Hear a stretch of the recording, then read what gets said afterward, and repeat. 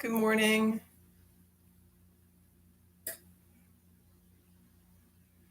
Good morning, Susan. Happy confused. Well, yeah, but yeah, happy 4th of July. Um, I was very confused because I thought today was Sunday. Um, Not really sure. I have to fix this thing over here.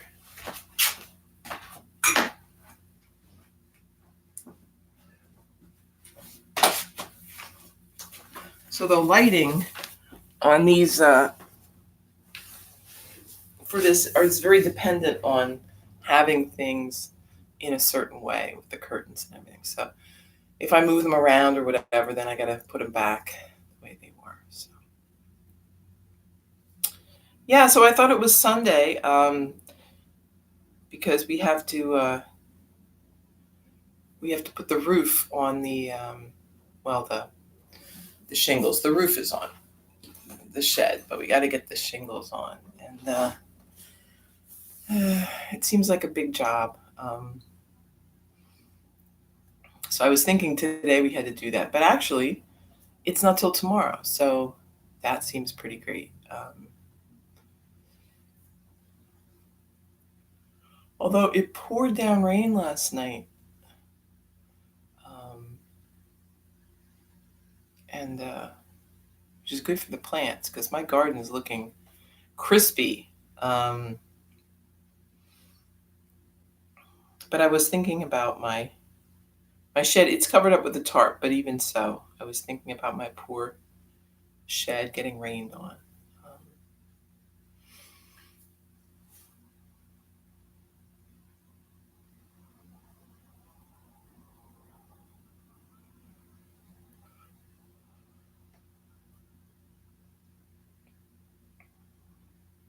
so we'll wait a minute or so, and then we'll get going. Um, I hope you have something fun planned for the weekend. Good morning, Dora. Happy 4th of July.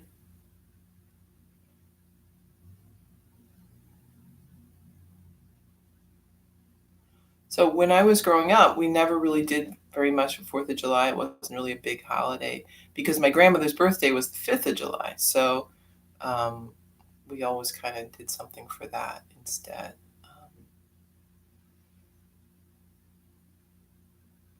Although I guess, they usually try to go see fireworks or something like that. Here in Delaware City, we never really did fireworks on the 4th because usually at the end of July, they had that Delaware City Day, which is that big event where they have a parade and different things, and the culmination of that is this big fireworks display, which is a very good fireworks display. But in recent years, they've moved it to September, um, and I'm not even sure it's on the weekend anymore. It might be on Sundays. I think it just got too big and too expensive to police because when you have it always was pretty big even when we first moved here. But I guess it was manageable. But it got to the point where there were so many people coming in, they were starting to bus people in, and because the roads were just jammed with cars, and I guess there were probably some incidents with people getting drunk and whatnot. So they just try to like dial it back a little bit. And I think last year it was pretty subdued. In comparison to other years. So if you get a chance to come, and if you've ever heard, because I have actually, actually Delaware City, I didn't know this when we moved here. Maybe I did know this when we moved here. It doesn't have a great reputation. People think it's like kind of a terrible place. It's actually a beautiful place. We've lived here for, you know, pushing, 25 years or so. And um, I really love it. It's really been a nice place to raise a family and to live. Um, but again, and I have heard people say, well, I never went to Delaware City Day because it's so crowded, so big and everything. And I'm like, yeah, well, it did kind of get that way. But so if you do have a chance to, if you like fireworks and you have a chance to come in September, you should, because you probably would enjoy it. And it certainly is not as crowded or as big of a blowout as it used to be in years past.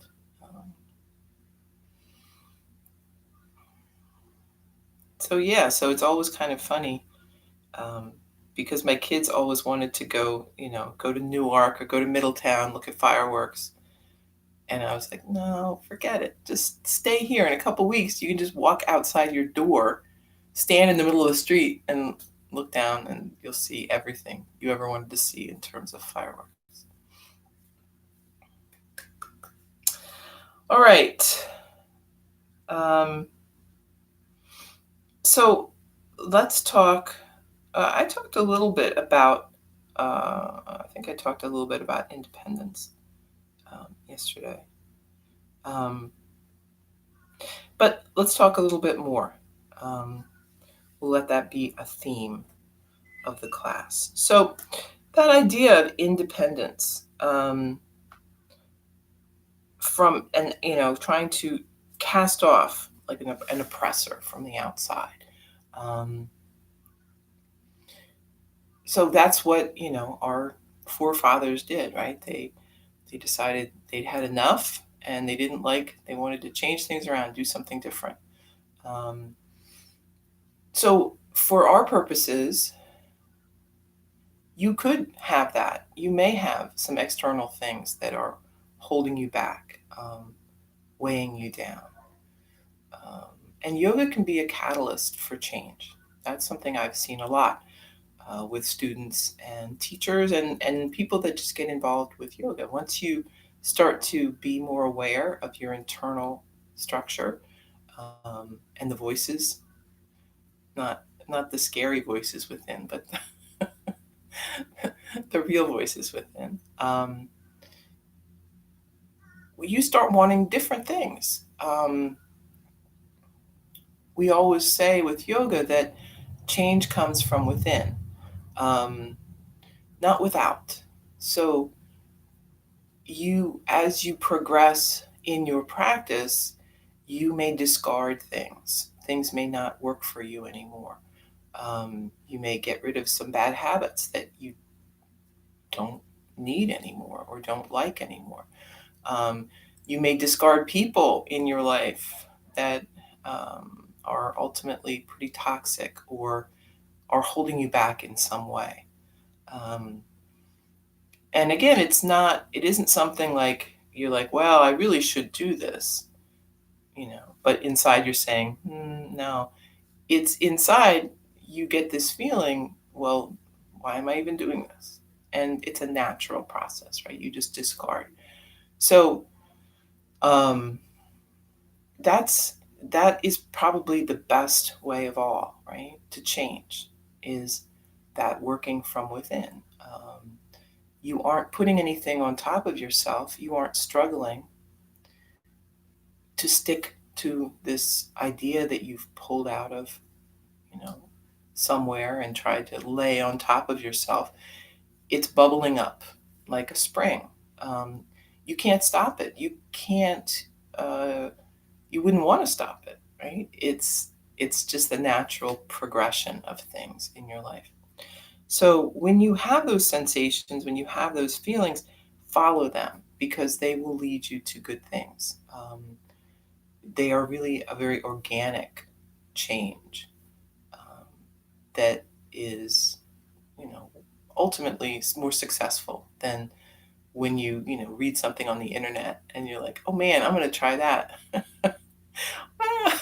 I mean, you could, and it might work, but odds are, you're gonna make more change, just by listening within and doing what comes from there. So the external things, right, that we may want to change, um, they will kind of happen. They'll take care of themselves.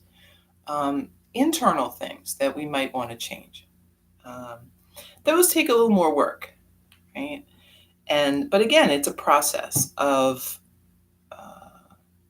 listening and seeing where we're ready to go with that. When we talk about working on the mind and controlling where our thoughts go, um, Dhyana,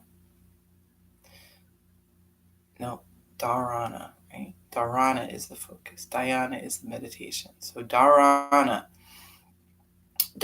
is going to naturally um, change you, right? When you reject those negative thoughts, when you keep your focus on that positive thought or image or whatever that is, we are kind of tidying up that internal structure. We are making ourselves independent of the negative thoughts and beliefs and the chatter, right, that we've maybe picked up over the years. Um, those things can be very oppressive. Right? If you were told when you were growing up that, you're no good, or you're lazy, or um, aren't smart, or you'll never be successful.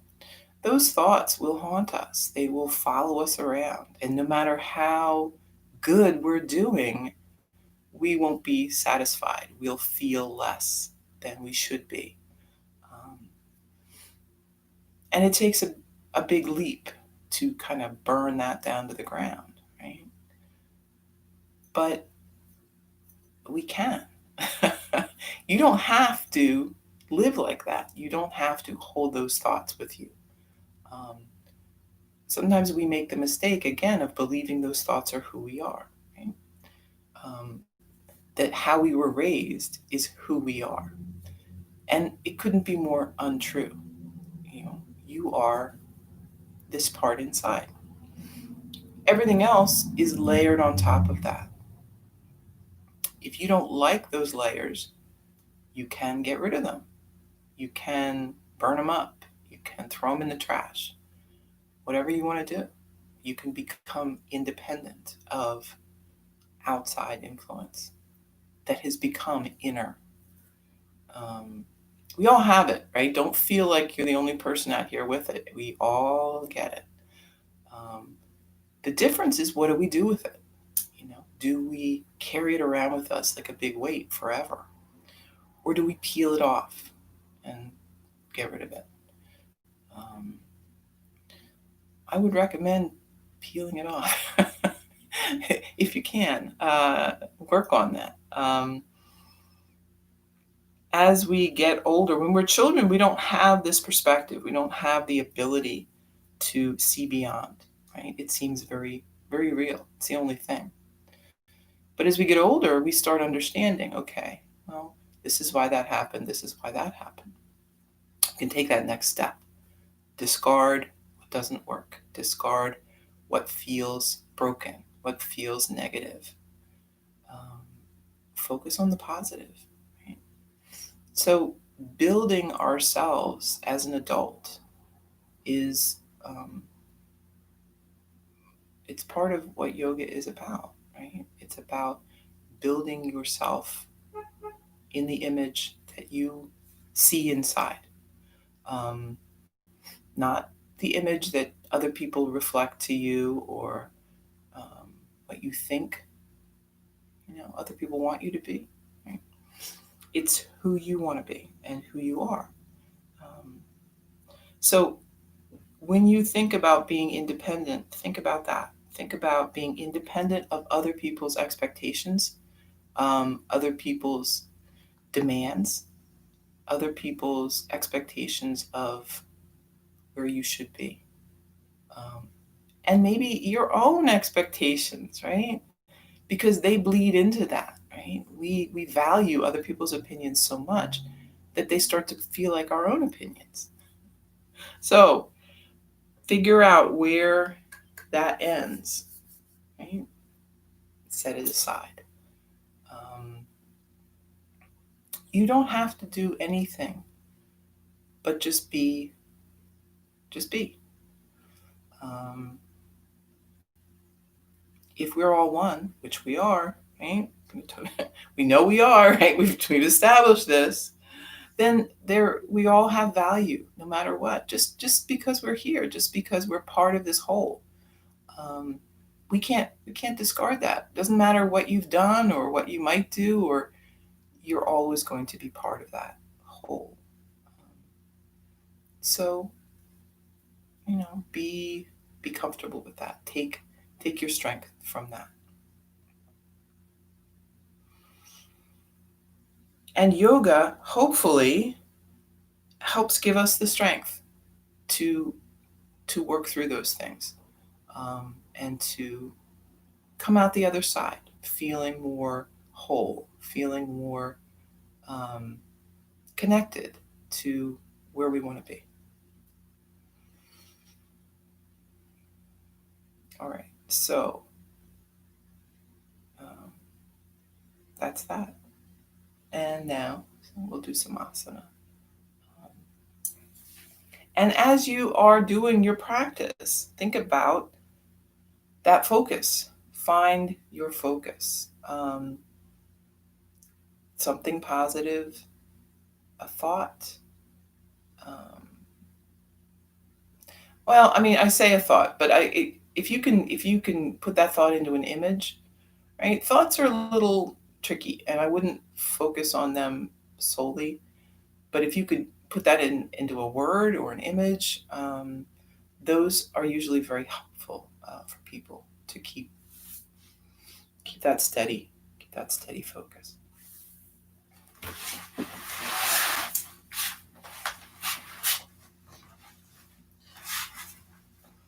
So we're sitting up nice and tall, relaxing through the shoulders. Notice anywhere where there's tension. Find that breath.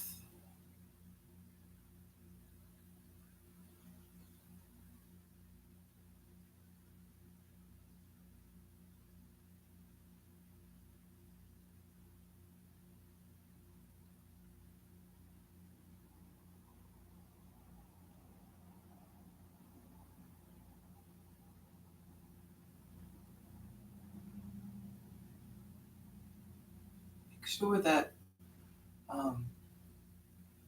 you feel relaxed through the body, and you're letting the lungs really expand with the breath.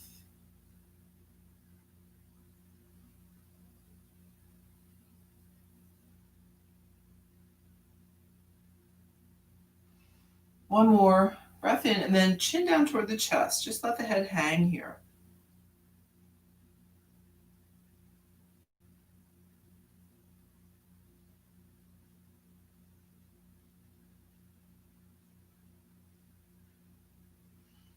Lift the chin, keep lifting, head drops back.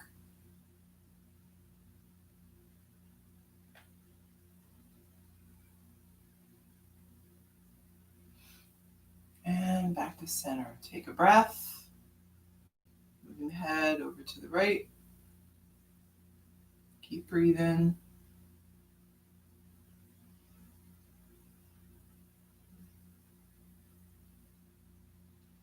Back up, and head goes left.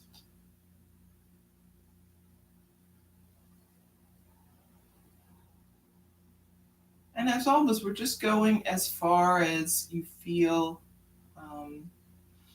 okay. Like you don't want to go too far to the point where you feel like you're pushing or really extending too much. Lean forward and start moving around.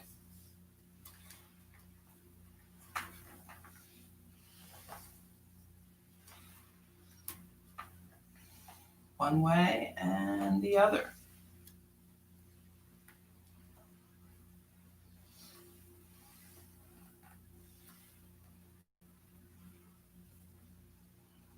And back up. to your seat. Arms wide. Deep breath in. Exhale, hands together. Inhale. And exhale. Inhale. And exhale. Interlace the fingers, lift the arms, gaze up, and then hands down by your side. Inhale, lifting. Lower on the exhale. Inhale, lift. And lower. Once more, lifting up. Right arm comes down. Reach across with the left. And then switch.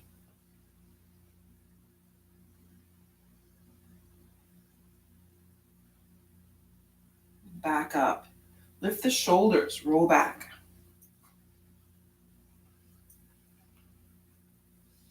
And forward.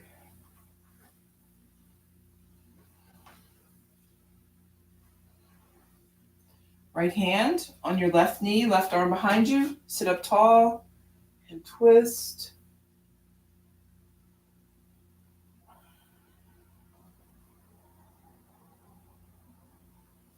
Back to center and switch sides.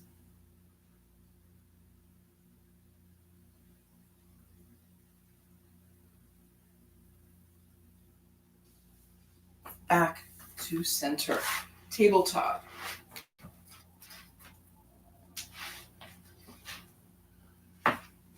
Sit back on the heels. Child's pose.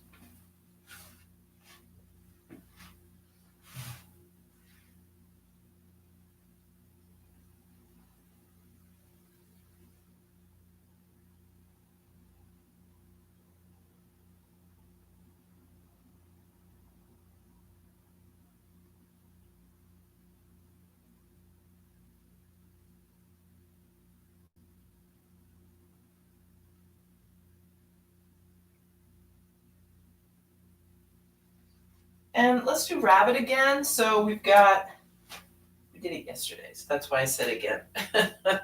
We're going to bring the knees close together, hands by your side. We're reaching back for the heels or maybe the ankles. We're going to tuck the chin so that the crown of the head is resting lightly on the mat, if possible.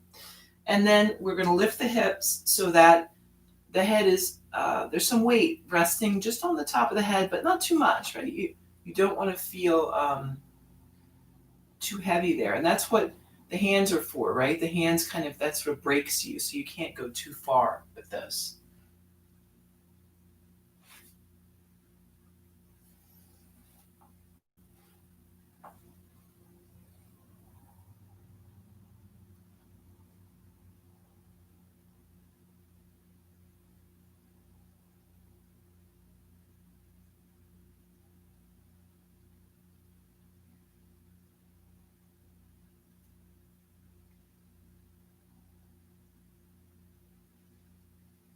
And come on back. Let's bring the knees a little wider, and we'll stack fists. Rest your forehead on the fist. So rabbit is a nice alternative to, say, headstand, right? So in yoga practice, having some pressure on the crown of the head is very beneficial, right? There's some benefits to that. So being able to do that without having to do a headstand is pretty great, right? We don't necessarily, most of us aren't really at the place where we are doing that. Headstand takes a lot of work and practice to get stable, to get strength through the shoulders and the neck, so that you're very stable and safe with that. And many of us, by the time you get to a certain age, there's some concern about how strong the neck is, and the vertebrae and everything. The compression of your weight on it, sometimes it can be an issue. So a much much safer. There's no question that, rabbit is a good pose. It's not going to hurt you in any way. That's always a great alternative. So if you want a semi-inversion, rabbit might be a good one for you.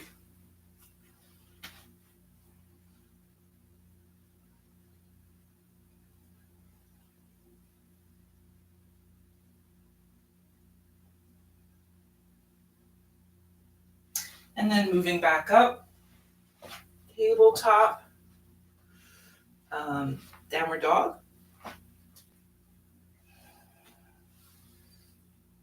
Bending one knee and the other, kind of walking it out.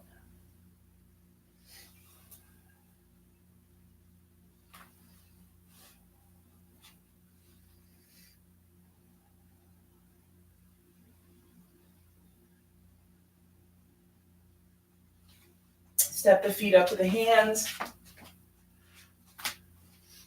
You'll be in a fold. You could grab opposite elbows or just let the arms extend down.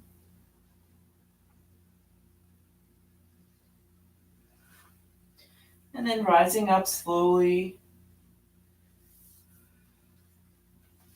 Standing tall. Breath in and out.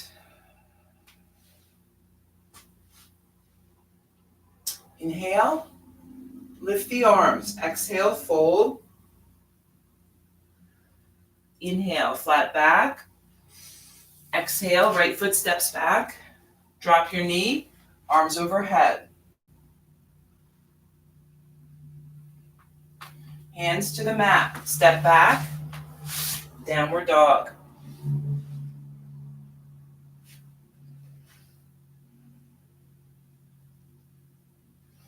Inhale, high plank.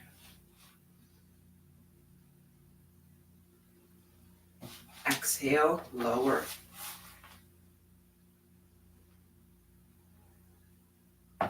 Inhale, lift, head and chest.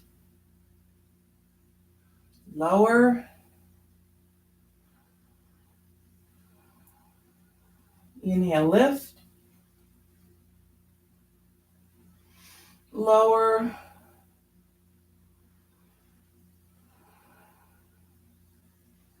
And once more. Lifting up head and chest, or maybe upward dog. Moving back to downward dog.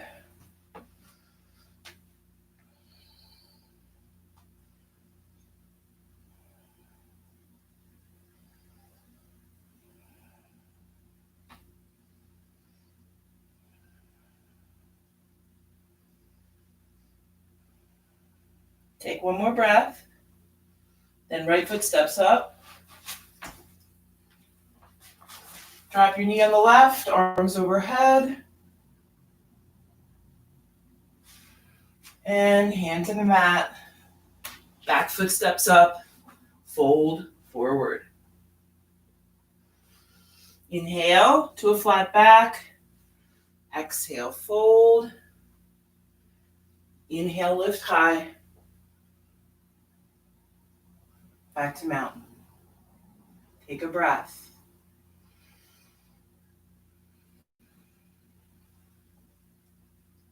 Inhale, lift.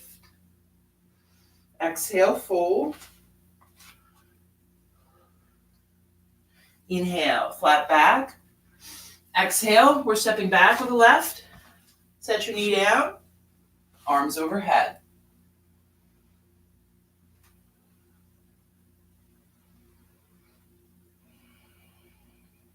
Take a breath in, and then hands down to the mat.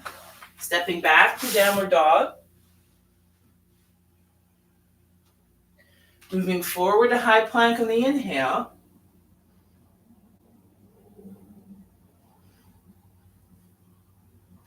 And then lowering down on an exhale.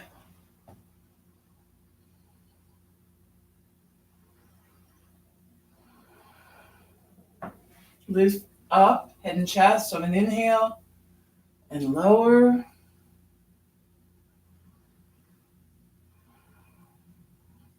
Inhale, lift. And lower.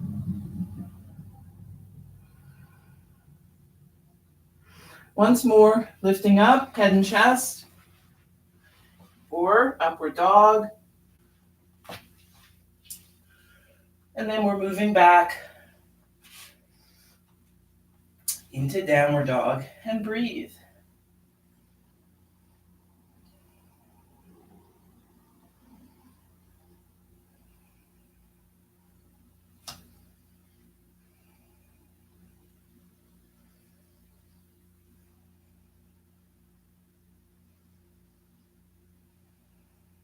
One more breath in. Exhale, left foot steps up. Drop the knee on the right, arms overhead. And then hands down to the mat. Step the back foot up and fold. Inhale, flat back. Exhale, fold. Inhale, lift high. Back to mountain. Take a breath.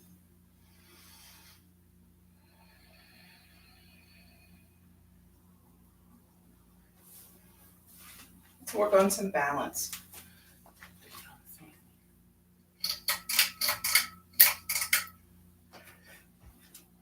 It's getting warm in this room.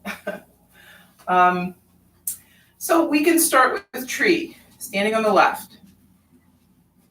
We've got the right foot, maybe a kickstand, hands together. You might bring the foot up higher, wherever we feel good and steady. Keeping that knee rotated out. Remember, you might want to step off of your mat if you feel like that is causing some imbalance, right? The thicker mats can be an issue with that, for sure.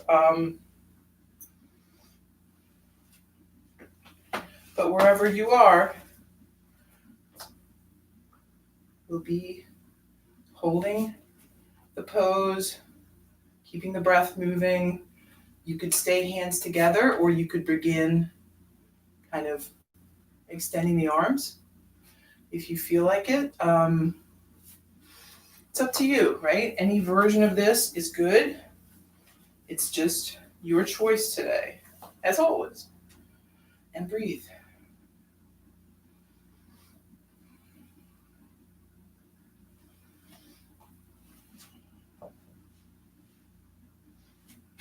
Then bring your foot back down. We're going to switch sides. Standing on the right, we've got the left foot coming in wherever you feel steady today.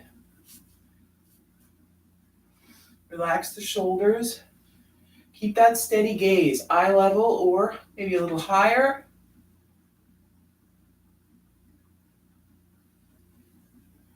Breathe.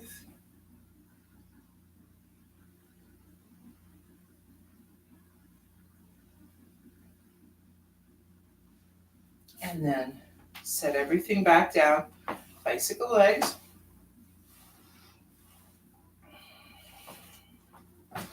From our mountain, we're going to lift up the right knee. So the knee is about the height of the hip. Foot is flexed. Holding that pose here. So if you want to do more, you can always reach for the toe. As I say that, I don't know if I'm going to be able to do that, right? But you could hold on to the toe, kind of draw that leg in. We're trying to be very upright, so you don't want to be hunched over, right? You want to be upright, shoulders back. And if you are here, you might extend. I'm not going to do that today. That is not going to work. But you can generally, if you are feeling more balanced than I am, I'm going to try it. One more time. Extend the leg but again, nice and upright with the body. And extend your leg. Today is rough. I don't know.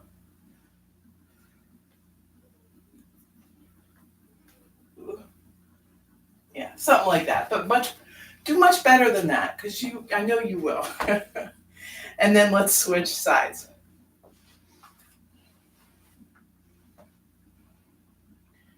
Lifting the knee, finding that steadiness. This is fine. You can stay right here. You don't need to fool around with the leg and all that. This is just if you feel like you want to do something else. Right? But it's not, it's just more, right? But it's all just standing on one leg.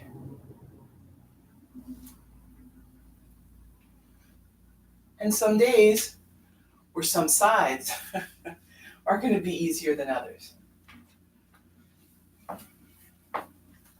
So as always, don't take the balance so seriously. Just see what happens and go with it. Then we're bringing everything back down, bicycle out the legs. Come on back, top of the mat. Arms overhead. Let's interlace the fingers. Flip the palms, lean back a little. Fold forward. Inhale, flat back. Exhale, step back, downward dog. Inhale, forward to high plank. And lower down. Head turns right. Arms by your side. Take a few breaths.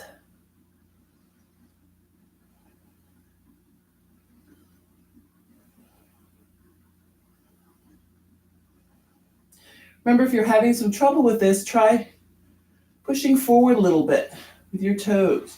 Sometimes that gives you a little extra room to lower that head.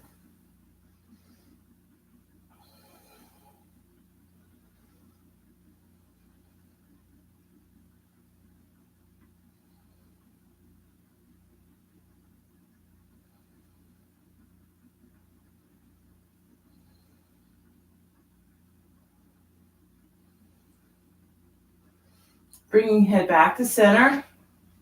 We're going to flip the palms so they're resting on the mat.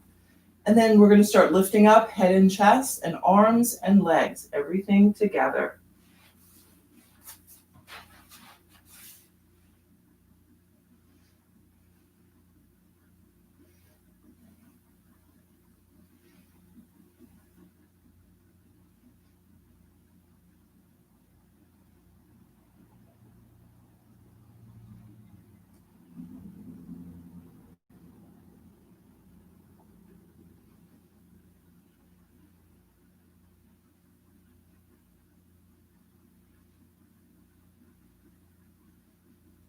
Lower down, head turns left, relax.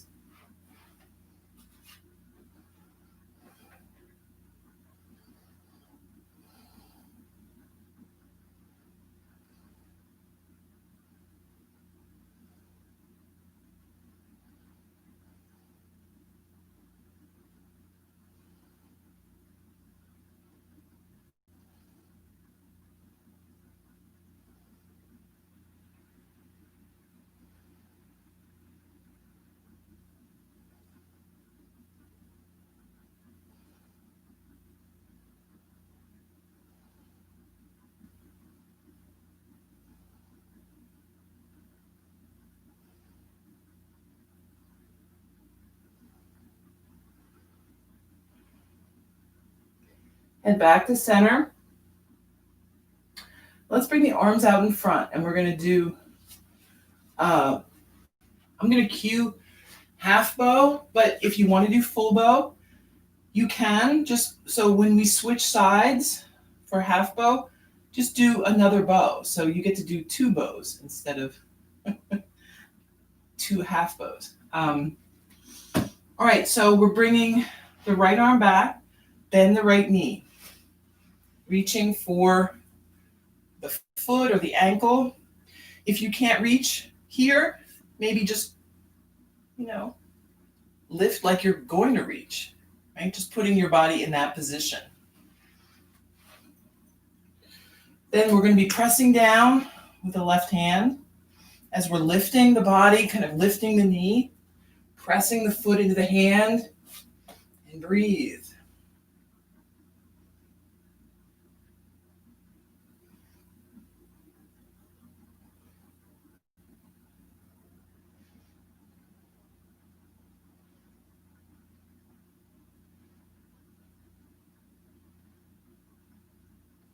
Gently release it. And we're going to switch. Other side then. So right arm is out. Bend the left knee, reach back. And then pressing down with the right hand, lifting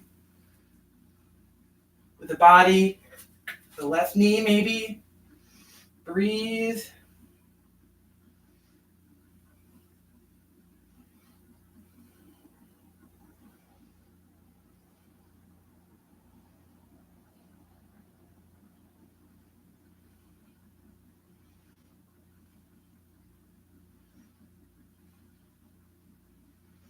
And lower everything back down. Let's bring the hands in front. Stack one palm over top of the other. Set the chin down or the forehead. Just take a few breaths.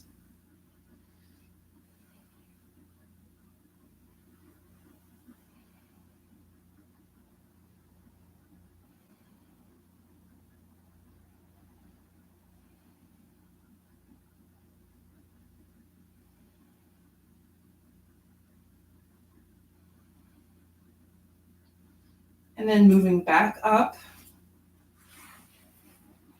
we're going tabletop to child's pose.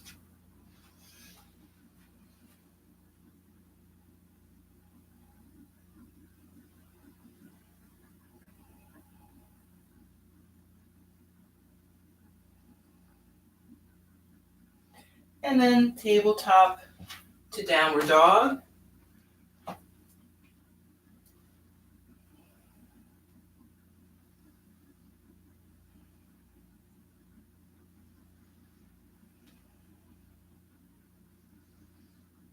Walk the feet up and sitting then on the mat. Soles of the feet together. Take a deep breath and then leading with the chest, we're just leaning forward.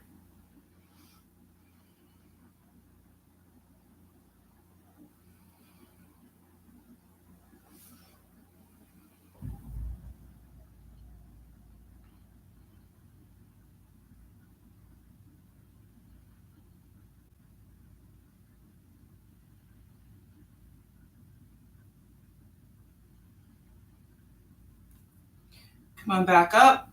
We're going to do cow face pose. So we've got the left leg is under to start. Left knee is pointing straight out. And we're going to cross that right leg over top. So as far as you can go with this is fine. We're going to take a hold of each foot. Feel that stretch through the outer side. And you may be right here. If you can do a little more or want to do a little more, you're going to fold forward.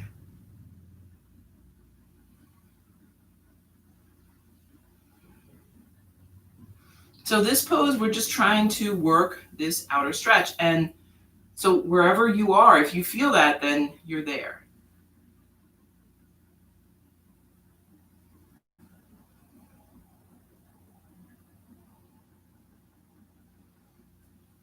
Come on back up and switch. This is one of those poses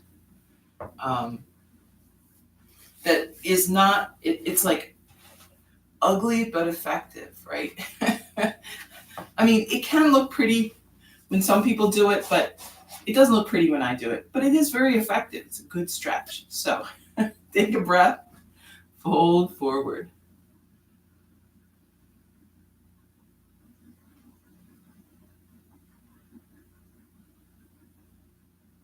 It also looks awkward, doesn't it? It feels kind of awkward getting into it, but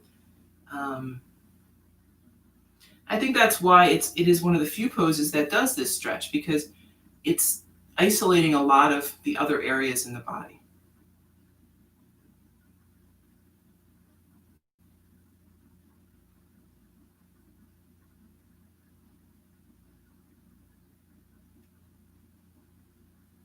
And then back up. Both legs out in front. Deep breath, arms overhead. Fold forward.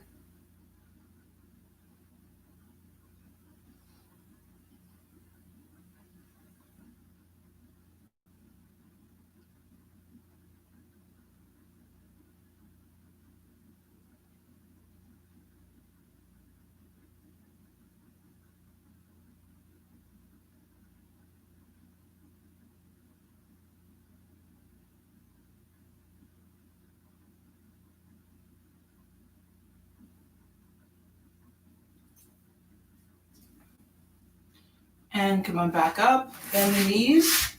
Soles of the feet to the mat.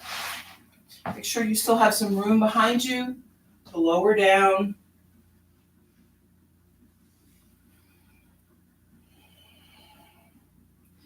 Take a few breaths, getting comfortable on the mat.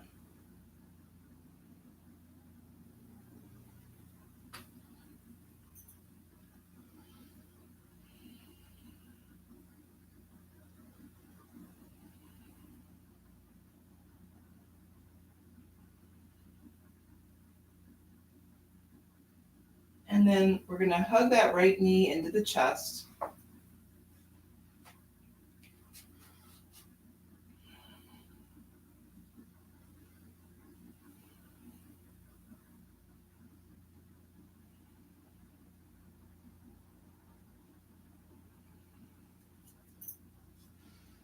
Then lowering the right knee out to the side. The rest of the body stays flat on the mat.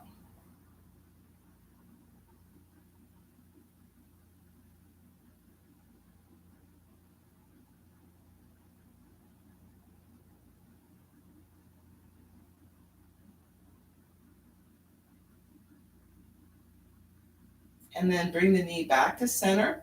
We're going to draw it across the body, rolling up on that left hip. Trying to keep the upper body flat on the mat. You can do goalpost arms or arms out to a T.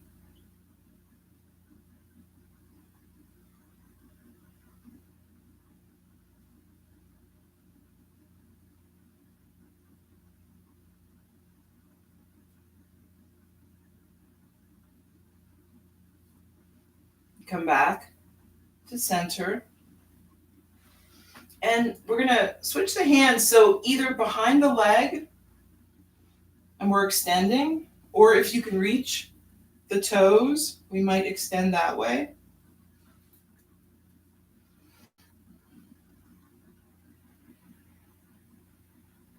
So imagine that you were standing, right? Now we have the toe. No trouble with the balance here.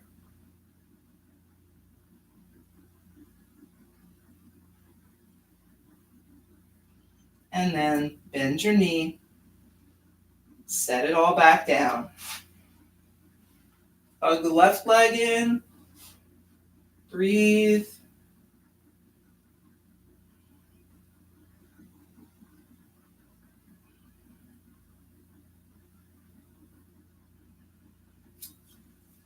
Lowering the knee out to the side. Keep on breathing.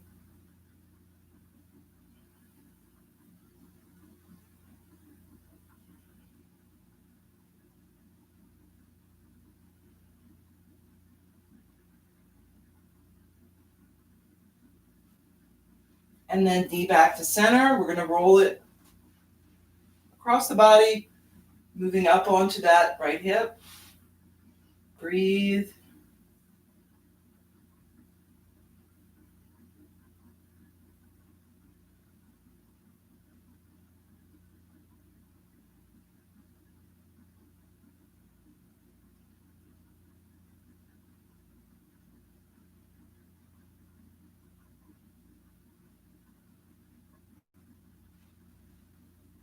back to center. We can hug that leg in, bring the arms behind or the hands behind the thigh and extend, or if you grab the toe, do it that way.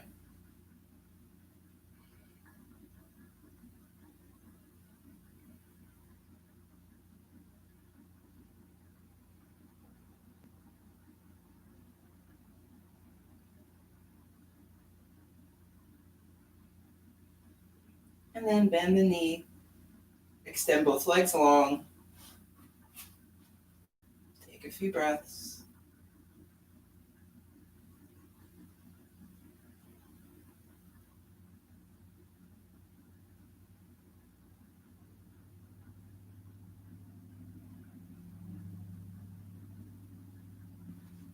Bend the knees. We're going to walk the heels back close to the body. Getting ready for bridge. Feet are about hip width apart, hands by your side. Pressing down with the palms and the feet. We're going to start lifting up the hips.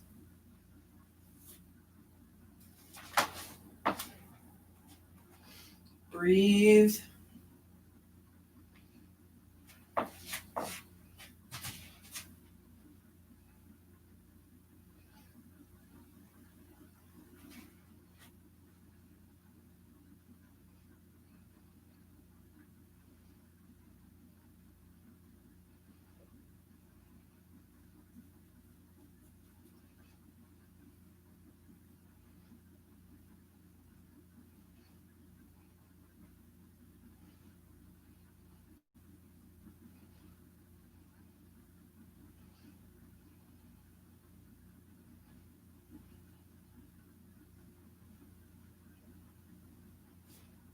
And then just lower down.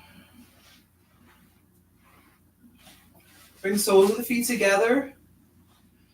Knees apart. You might bring hands up over your head. You grab opposite elbows.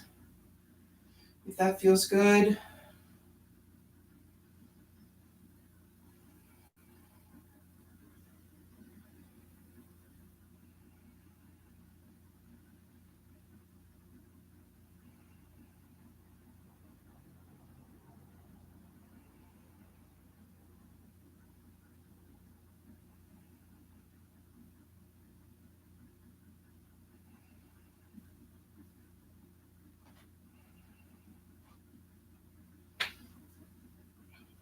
Then bring your knees together and into the chest.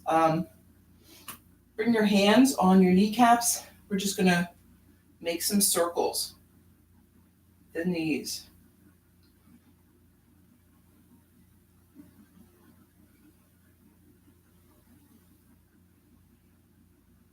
Going in one direction and then reversing.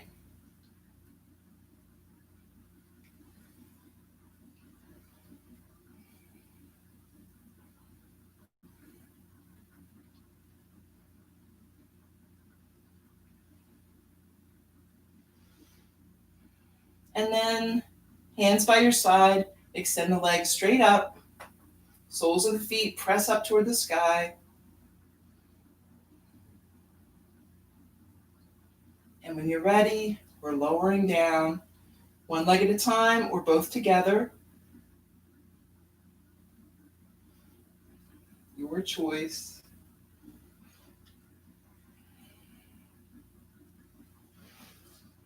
And then get comfortable here, find a good place where you can enjoy your Shavasana.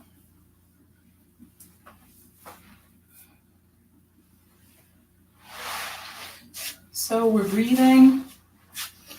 Hopefully we have been able to maintain some focus through practice.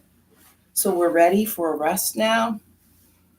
If you do have the thoughts kind of bubbling up, just let them float away. Bring your attention back to your focus or the breath or the sensations in the body, whatever helps keep you focused.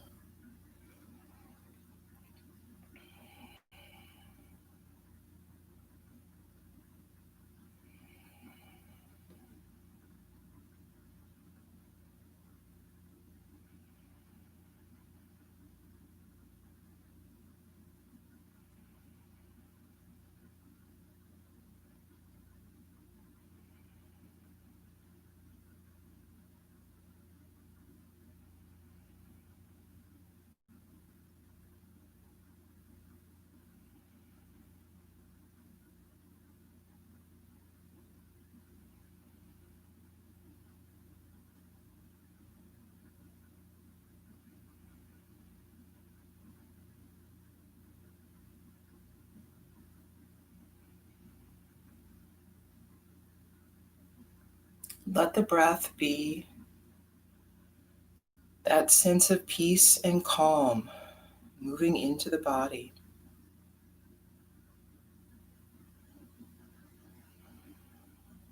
Let any worries or concerns just fall away. Or let the breath carry them out like the tide.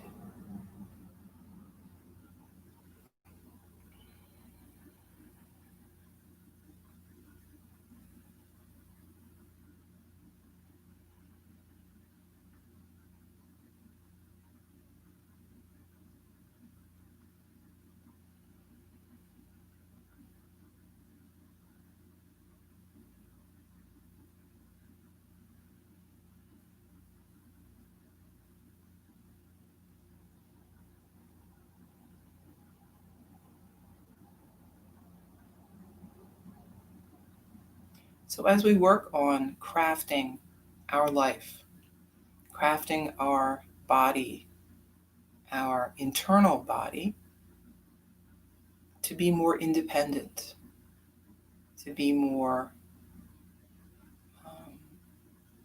aware of what's within and less dependent on what's without. Remember that with change, we focus on the new. We focus on what comes next. We don't spend a lot of time worrying about what we are letting go. Focus on the change instead of regretting the past. And when it comes to change within, regrets are, they're usually kind of tinged with a lot of recriminations, right? We're angry at ourselves. Why did we let this happen? Why did we get ourselves into this space? All of those things are unimportant. It doesn't really matter how you got there. What matters is where you're going to go from here. So focus on the change.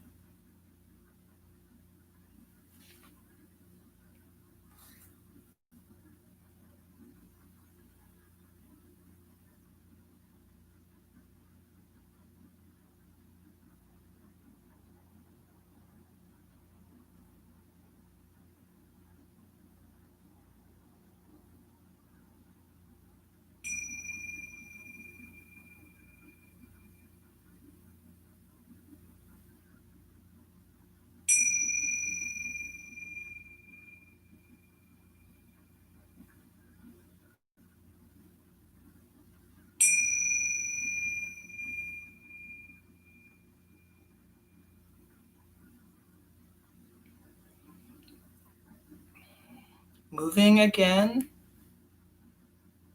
fingers and toes, hands and feet, if you want to stretch, to get everything moving again, that's great.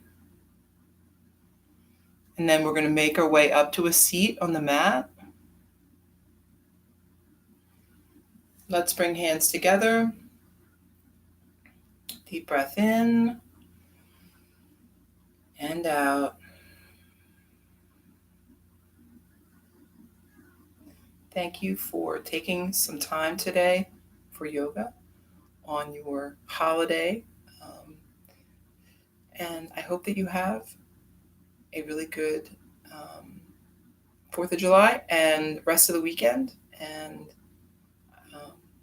all of that good stuff. Namaste.